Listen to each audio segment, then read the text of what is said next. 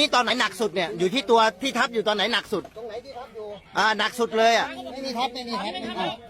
ใส่ให้ดูดิของเลยตายไว้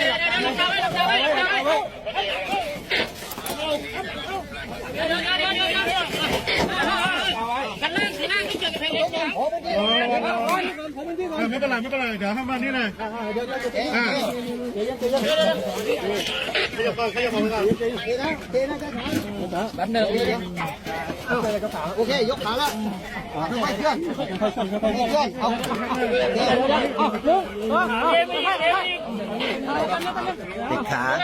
ติดขาหรือเปล่าติดขา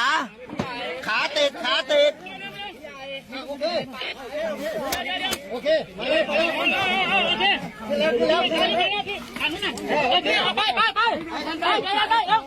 ปลงเบียดตัวดิ